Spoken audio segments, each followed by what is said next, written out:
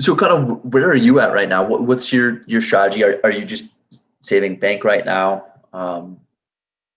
Just investing, buying up equities, or kind of where you Yeah. at? So my primary wealth acceleration vehicle is the stock market and content content distribution systems, right? Yeah, So yeah.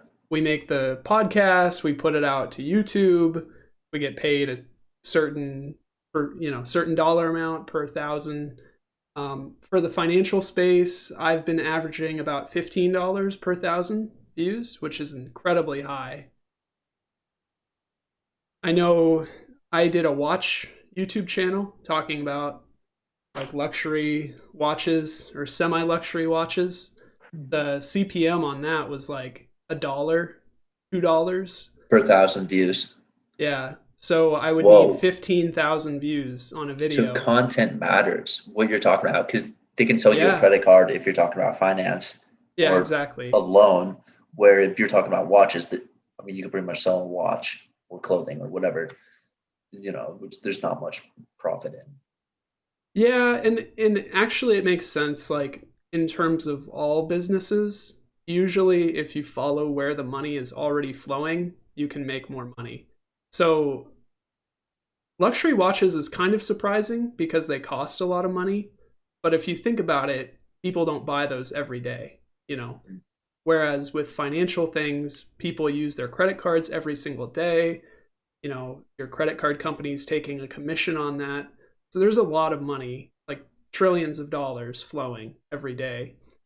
So So let's do the math here. If you $15 per thousand views, so if you get a yeah. million views, how much money do you have? Well, a million is a thousand. So $1,500. No, 15,000. 15,000 for a million. Yeah. Holy, holy crap! Brian's over here like, why is he spending all this time doing these stupid videos? And I'm over Though here I've like, got to say though, having a passive income stream of however many $100 per month, I'm investing however much in bonds just to get $100 a month, where you're just making some videos and right. making the same money. Right. Well, so that's the crazy thing. So in all of my investments, so I have the public investments that I share on the YouTube channel, the stock picking account, which has about $1,400 right now, and the baseline account. The baseline account just does like index funds. So I'm trying to beat that account. It has about $1,200 right now. Um, so I have those accounts. Those are public. I share with everybody how much money I have in those accounts. Mm-hmm. But even in like all of my investments together, uh, the YouTube channel makes more money per day than the uh, anticipated interest on those accounts.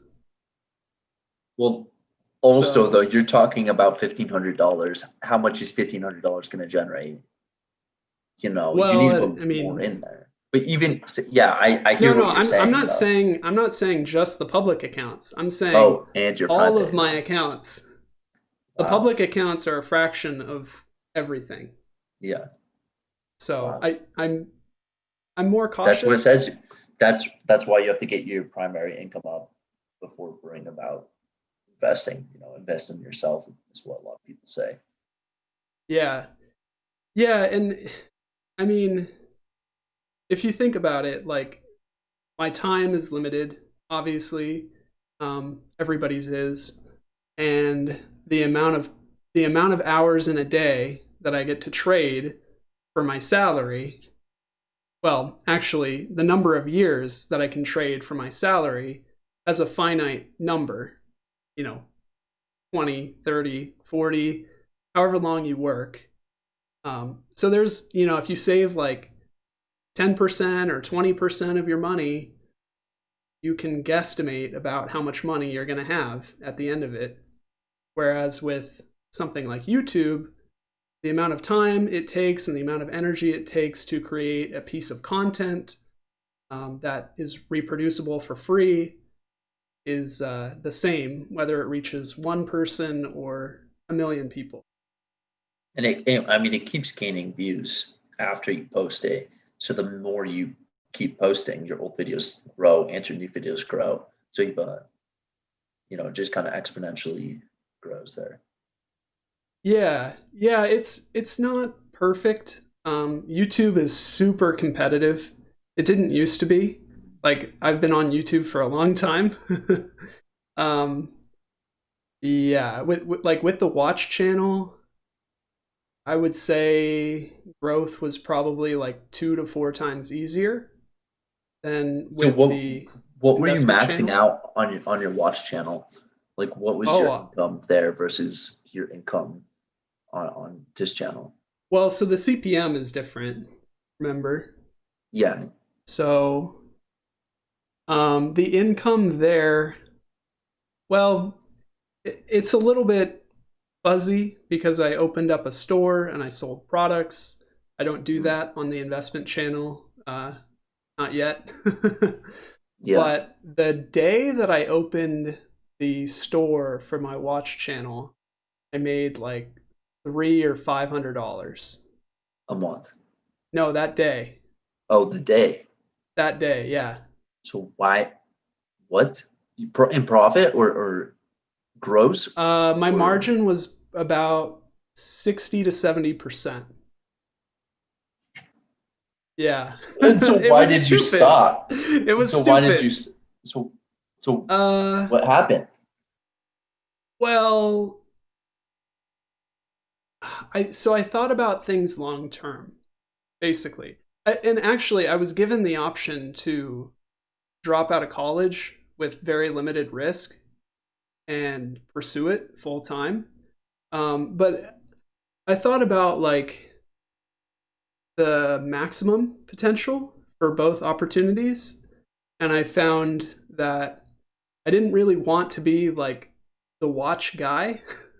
Like Yeah. I didn't, if you think of like a chef, you probably think of like Gordon Ramsay.